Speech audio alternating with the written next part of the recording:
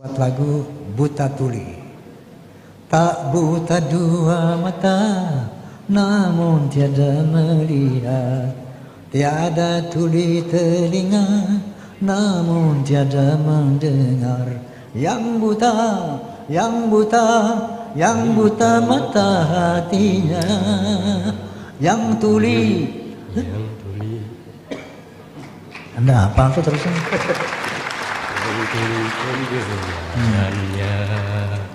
Sehingga tiada melihat bukti kebesaran Tuhan, sehingga tiada mendengar bukti kebesaran Tuhan. La la la. Saya fans Bang Haji. Gue sengaja batukin tadi biar dia yang nyanyi. Assalamualaikum warahmatullahi wabarakatuh.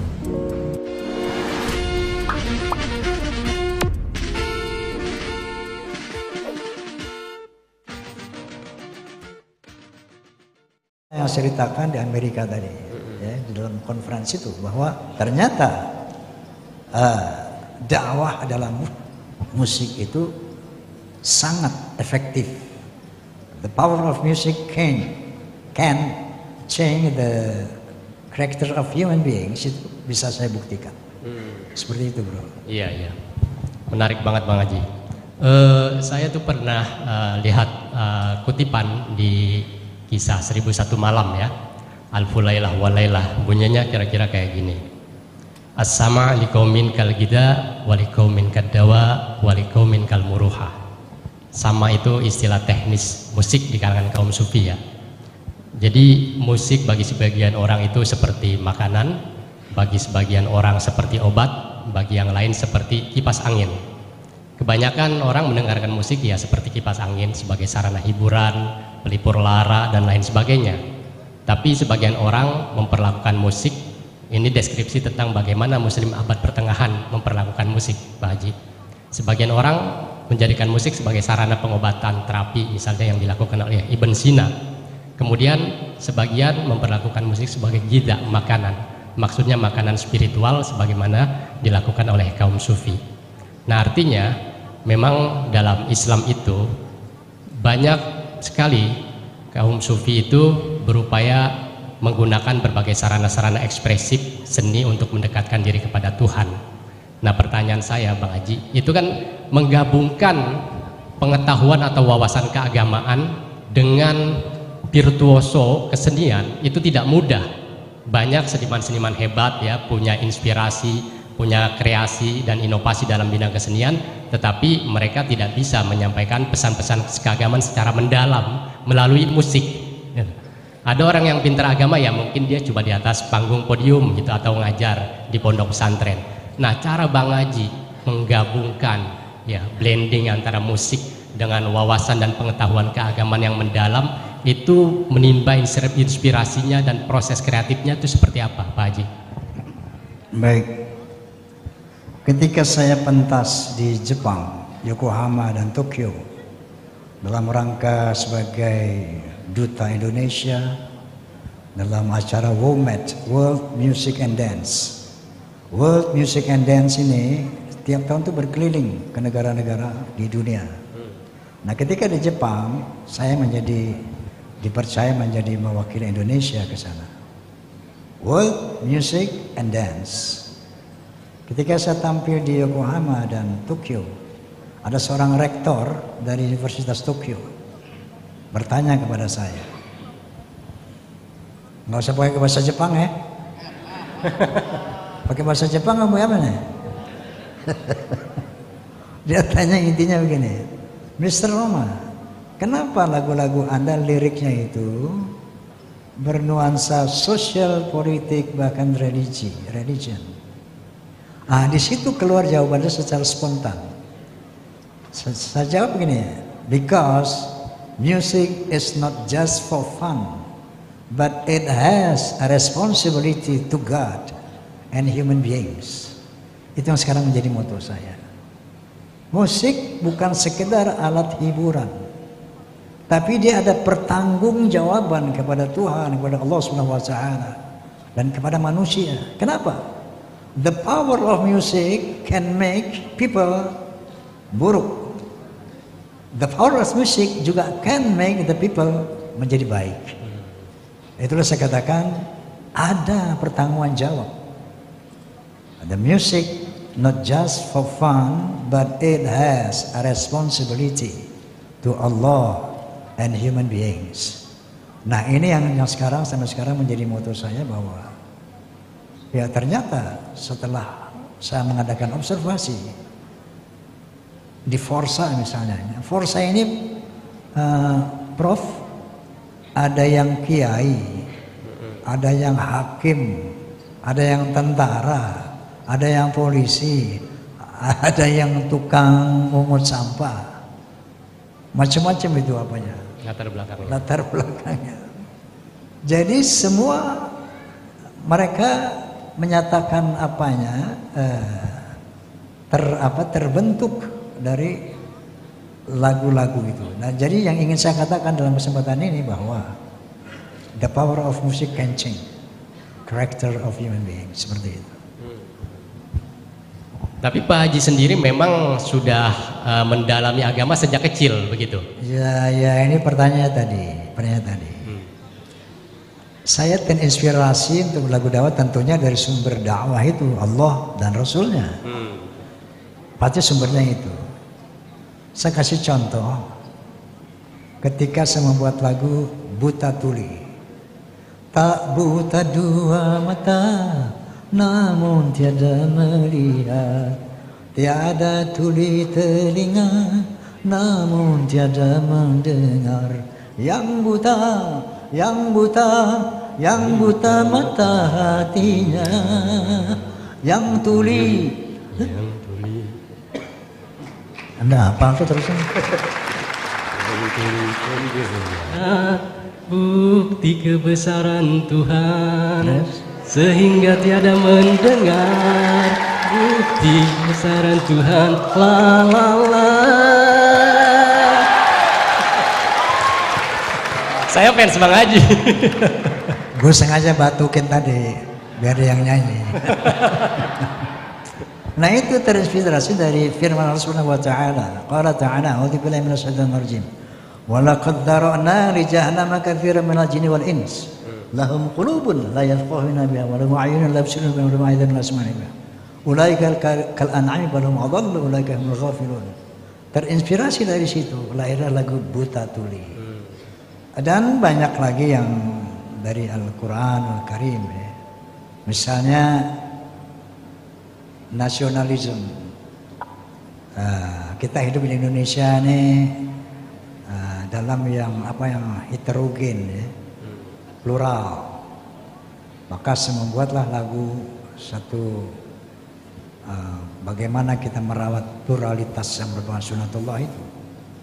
Terinspirasi dari firman Allah Subhanahu wa taala. Ya ayyuhan nas, inna khalaqnakum min dzakarin wa untha wa ja'alnakum syu'uban wa qabaila lita'arafu. Ya manusia, sesungguhnya aku jadikan kamu dari seorang laki dan perempuan. Dari sana aku jadikan kamu berbangsa-bangsa, bersuku-suku, lita'arafu, untuk saling mengenal, lita'arafu, untuk saling menghormati. Inna akramakum 'indallahi atqakum. Sesungguhnya ketinggian derajatmu di sisi Allah adalah takwamu. Lahirlah sebuah lagu yang berjudul Kita Adalah Satu. Satu hati, satu rasa, satu negeri Indonesia. Aku cinta, kamu cinta, kita cinta Indonesia. Deritamu, deritaku, gembiramu, gembiraku, tangismu juga tangisku, tawamu juga tawaku. Walau kita jauh di seberang pulau, walau kita jauh di seberang gunung, walau kita jauh di seberang laut, kita adalah satu. Walau kita beda dalam bahasa, walau kita beda dalam budaya, Walau kita beda dalam agama, kita adalah satu Indonesia. Luar biasa Pak Haji. Jadi inspirasinya itu sesuai dengan wawasan Bang Haji yang sangat luas ya, terkait soal-soal keagamaan dan kebangsaan, dan itu dituangkan ke dalam repertuar yang dimainkan oleh grup Soneta. Pak Haji, kalau kira-kira buat generasi milenial, Gen Z yang sekarang ini, terutama setidaknya buat teman-teman Fakultas Usuluddin Unisari Hidayatullah Jakarta, para mahasiswa, itu motivasi apa nih yang bisa membuat mereka menjadi lebih kreatif dan bisa mengemas pesan-pesan keagamaan yang mereka sudah pelajari gitu kepada masyarakat luas?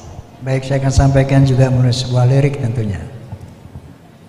Ayo generasi muda, putra putri bangsa, singkirkanlah selimutmu, bangun dan bangkitlah, tunjukkanlah agamamu, tandanglah ke muka. Masa depan bangsa ada di tanganmu, tegaknya agama ada di pundakmu. Tonggak-tonggak tua butuh tunas baru. Coba renungkan itu, coba renungkan, coba renungkan itu, coba renungkan. Jadi pejabat, jadilah pejabat yang takwa. Jadi karyawan, jadilah karyawan yang takwa. Jadi pedagang, jadilah pedagang yang takwa. Jadi seniman, jadilah seniman yang takwa. Jadi apapun, jadilah apapun yang selalu bertakwa. Ini pesan dari Allah Subhanahu wa Ta'ala yang saya sampaikan melalui lagu, khususnya buat generasi muda, para mahasiswa. Tepuk tangan buat Bang Haji. Baik, teman-teman sekalian, barangkali ada yang mau bertanya, menanggapi, atau diskusi interaktif dengan Pak Haji, menimba pengalaman dan wawasan Pak Haji yang sangat luas. Saya persilahkan kepada teman-teman untuk, mungkin ada yang mau mengajukan pertanyaan, mau curhat juga boleh ya. Siapa tadi di sebelah sini? Ya, satu, terus dua. Assalamualaikum warahmatullahi wabarakatuh. Saya Roy Harisandra. Selamat pagi menjelang siang semuanya. Dulu sempat di tafsir hadis 1 tahun, kemudian pindah ke adab. Jadi lulusnya di adab. Sampai sekarang masih bermusik bersama Pak Dr. Rahmat Kemat, juga aktif di Lembaga Seni Budaya Muslimin Indonesia NU Tangsel. Jadi saya sampai sekarang masih berkesenian mengaji bersama Pak Moderator. Sederhana saja sebenarnya, kita semua tahu Bang Haji living legend, inspirator, inovator. Sampai saat ini pun kalau saya menulis lagu, saya selalu memutar lagu Bang Haji sebagai inspirasi. Terima kasih juga Fakultas Usuluddin, selamat ulang tahun yang kesekian. Terima kasih telah membuat kita begadang bersama Bang Haji di siang ini. Pertanyaan ringkasnya begini, Pak Haji, atau boleh nggak saya sebut Kiai ya? Bagi saya Bang Haji ini sebenarnya wali musik Indonesia ya. Kalau mengenai apa itu hitam dan putih dalam dunia seni, tentu kita sudah paham bahwa ada berbagai ideologi, ada berbagai ajaran, aliran, bahkan mazhab di dunia kesenian musik khususnya gitu. Kesenian pada umumnya, yang mana kita tahu agak sulit mengintegrasikan antara religiositas, kemanusiaan, sosial, yang dipandang oleh sebagian besar manusia, khususnya kita sebagai penikmat, bukan pelaku ya, bukan sebagai pelaku, ya hanya musiknya saja gitu. Sementara kontennya atau hikmah di balik itu sangat sulit untuk bisa sampai, bahkan merasuk bukan hanya melalui tektokan kepala atau antar nalar, tapi juga ke hati dan ke jiwa. Saya masih meyakini bahwa itu pada kita semua. Dalam hal ini saya ingin sebenarnya minta cerita sedikit Bang Haji. Itu bagaimana sih Bang Haji bisa sampai katakanlah proses pengkaryaannya ya. inspirasi bisa datang dari mana saja, kemudian metode pengkaryaan bisa apapun itu, baik analog, digital dan seterusnya. Tapi yang lebih penting sebenarnya ini Bang Haji, apakah dalam berkarya itu kita ini bagaimana ya arah kalau kita berkarya, katakanlah kalau ke Kina itu membuat konten gitu, kita selalu berpikir tentang Oke, silakan cek. Mas Roy dilanjutkan. Terima kasih. Jadi ringkasnya mau minta nasihat nih Pak Haji, bagaimana caranya bisa survive di industri musik Indonesia, kemudian bagaimana caranya bisa bertahan, bisa stand out juga di tengah gempuran maha dahsyat dari segala macam godaan, cobaan. Belum lagi sebenarnya bagaimana caranya agar kita bisa unggul gitu Pak Haji. Secara manajemen tentu itu juga berperan besar, secara leadership, bukan hanya dalam hal pengkaryaan. Barangkali itu aja pertanyaan dari saya. Terima kasih Pak Haji dan Pak Moderator. Oke, baik, mungkin satu persatu aja ya, langsung ditanggapi supaya langsung nyambung. Baik, terima kasih Pak siapa? Roy. Roy, Ya. Masya Allah. Apanya Roy Martin ada hubungan nggak? Nggak ada.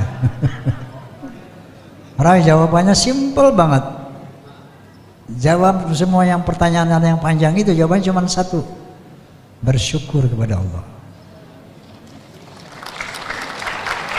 Artinya bagaimana implementasi syukur. Nah, qala ta'ala, a'udzubillahi minasyaitonir rajim. Bismillahirrahmanirrahim. La in syakartum la azidannakum wa la in kafartum inna 'adzabi lasyadid. Idz ta'adzana rabbukum la in syakartum la azidannakum. Perhatikan ini. Ingatlah ketika Tuhanmu berseru, la in syakartum la azidannakum. Barang siapa yang pandai bersyukur kepadaku, akan aku tambahkan nikmat itu. Pertama langkah kita apa? Muhasabah, introspeksi. Apa sih nikmat Allah kepada kita nih? Memang Allah mengatakan wa in ta'udu ni'matallahi la tuhsuha. Kalau kamu mau hitung nikmat Allah, kamu nggak akan bisa menghitungnya, terlalu banyak. Physically saja, bagaimana kita bisa melihat, mendengar, berkata, sehat, as-sihatu aqallu min ad-dunya wa ma fiha. Sehat itu lebih mahal dari dunia dan isinya. Itu kita perinci, nggak akan bisa kita hitung. Itu baru dalam tubuh kita aja nih. Bagaimana itu sistem saraf dan bagaimana bekerja mekanisme organ tubuh dan sebagainya, itu nggak bisa kita hitung nikmat Allah. Itu satu. Renungkan apa sih nikmat Allah, sehingga Allah mengatakan la in syakartum, kalau kamu mensyukuri nikmat Allah. Apa sih nikmat Allah? Sampai kepada talenta kita. Talenta manusia itu berbeda-beda. Ketahuilah, talenta itu modal utama dari Allah SWT untuk setiap kita. Setiap kita diberikan talenta, bakat yang berbeda-beda. Ada yang bakat jadi engineer, ada yang bakat jadi dokter, ada yang bakat jadi pedagang, ada yang bakat jadi mubaligh, ada yang bakat jadi segala macam. Nah, ketika kita maka sejak dini kita harus menyadari dulu apa talenta kita, apa will kita. Nah, setelah kita tahu, nah itulah modal dari Allah. Perjuangkanlah itu. Saya pernah punya teman namanya Mursyid. Walaupun dia bukan mursyid, tapi namanya Mursyid. Waktu itu SD, SMP, SMA. Dia kuliah sama orang tuanya, dia minta harus dokter. Ketika kita sudah tingkat berapa gitu, mundur lagi, awal lagi tingkat 1. Ternyata bakat dia bukan dokter, dia ternyata willnya tuh sosial politik. Jadi balik lagi ke universitas yang sesuai dengan bakatnya. Nah, jadi pertama pesan saya, jangan pernah melawan talenta yang ada pada kita. Itu modal dari Allah SWT. Nah, sekarang konteksnya bersyukur bagaimana? Bersyukur adalah berterima kasih kepada Allah SWT.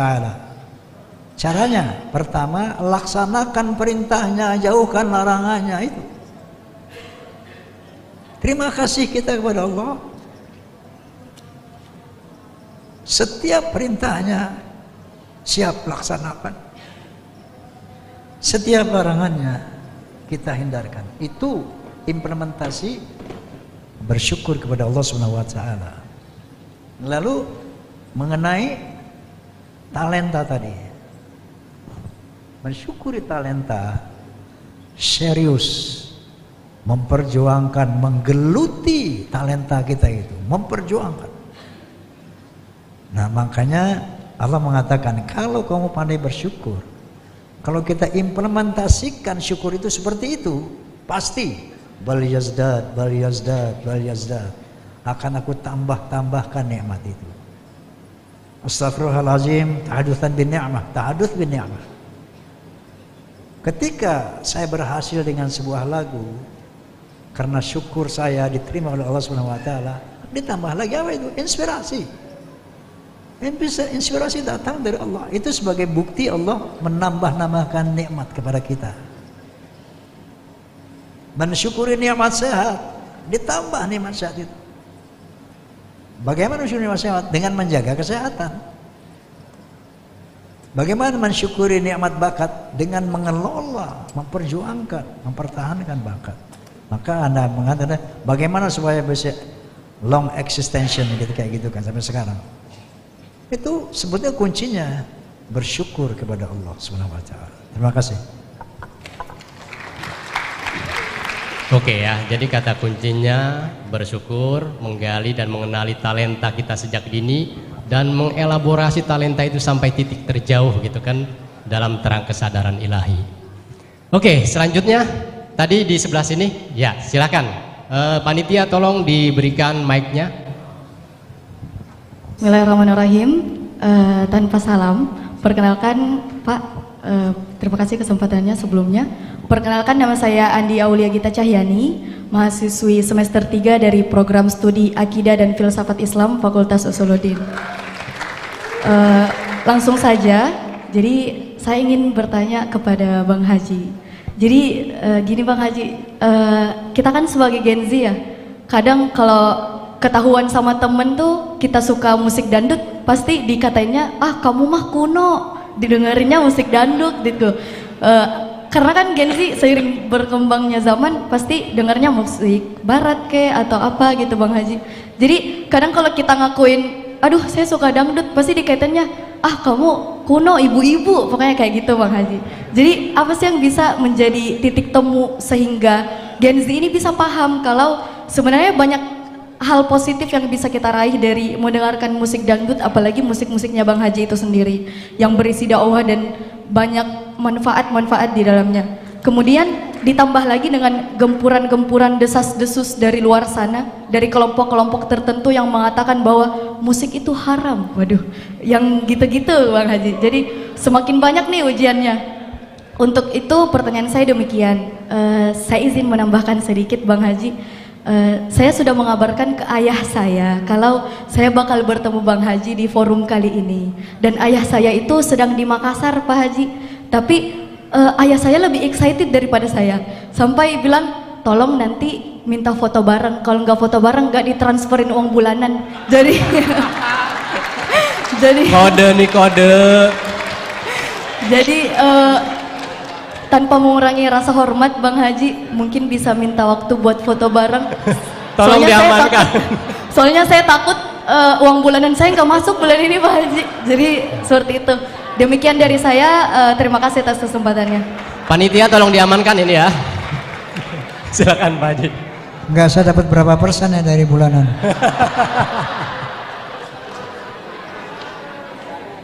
Baik.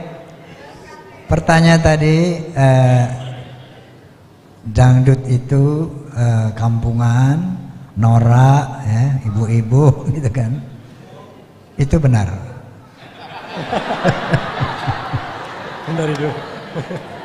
Itu benar. Dan saya merasakan itu, makanya saya fight, saya revolusi musik orkes Melayu itu menjadi equal.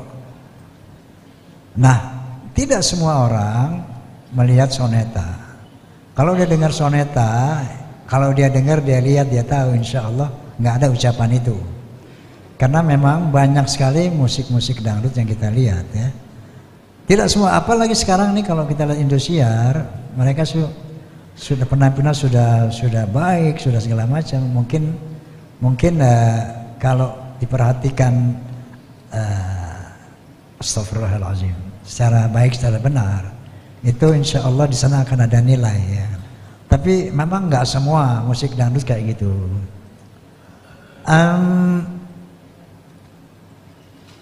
Itu satu, bahwa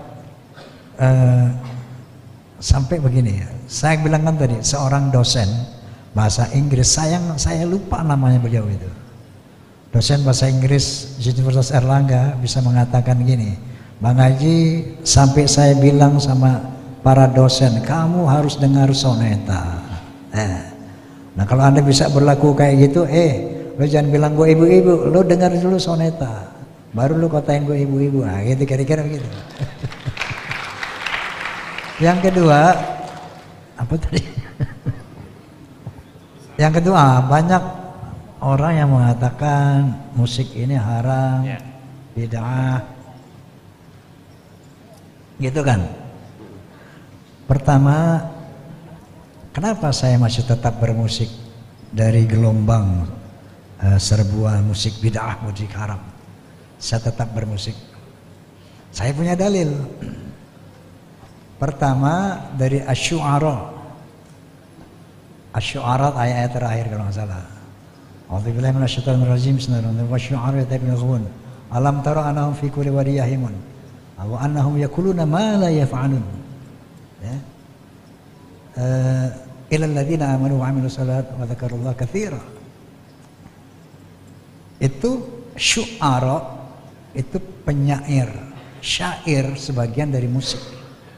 Salah satu unsur musik adalah syair, ya, lagu, lirik, artinya lirik. Di situ Allah mengatakan, umumnya syu'ara itu sesat, diikuti oleh orang-orang sesat. Mereka mengatakan sesuatu yang mereka tidak lakukan. Nah, ada firman lain yang mengatakan, ya ayyuhalladzina amanu lima taquluna ma la yaf'alun ma la taf'alun kabura maqtan indallah an taqulu ma la taf'alun. Hai orang beriman, jangan ngomong yang kamu enggak lakukan.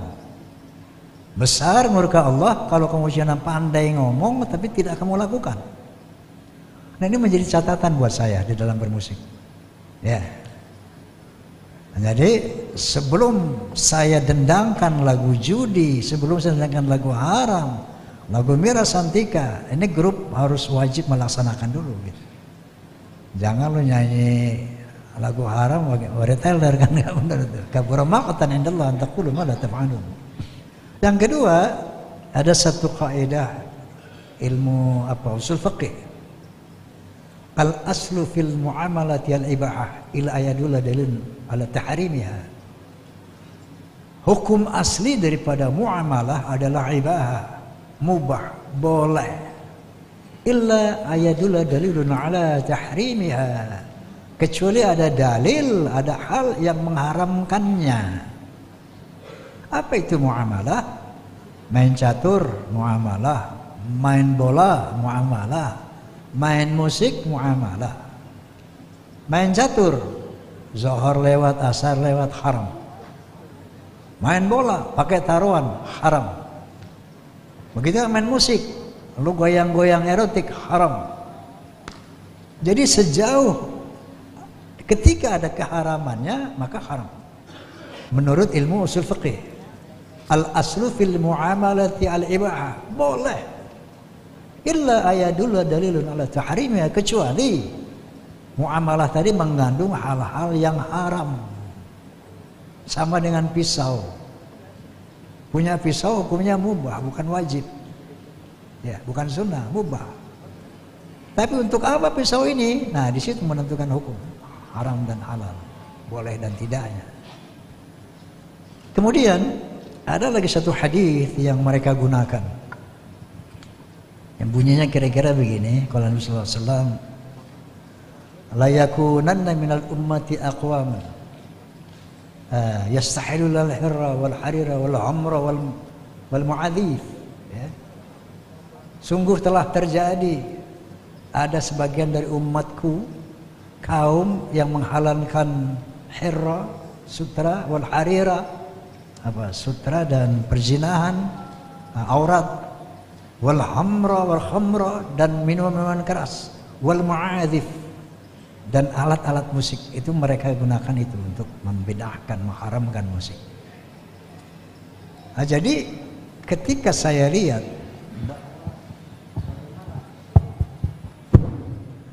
ketika saya pelajari hadis ini, saya dalami, saya renungkan sedalam-dalamnya bahwa pengharaman perzinahan jelas dalam Al-Quranul Karim, minuman judi jelas dalam Al-Quranul Karim, tapi alat musik ini nggak ada, ma'adif ini nggak ada, tidak ada di Quran, tidak ada di hadis lain ma'adif, illa itu tadi. Maka ketika saya melihat struktur struktur kata-kata hadis itu, oh ternyata ini satu paket, ya, satu kesatuan. Yastahilul nalhara wal harira wal khamra wal ma'adif. Ada nanti orang yang akan menghalalkan sutra, kemaluan, khamr, minuman keras, dan musik, alat musik. Itu ternyata di night club. Ini adalah sebuah suasana di mana dalam suasana itu ada minuman keras, ada sutra, pakaian-pakaian mewah dan beraurat, ya.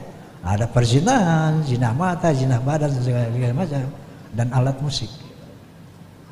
Karena saya melihat daripada hadis yang lain, ada Nabi membolehkan ketika ada dua gadis menyanyi, dilarang oleh Abu Bakar, Nabi bilang biarkan.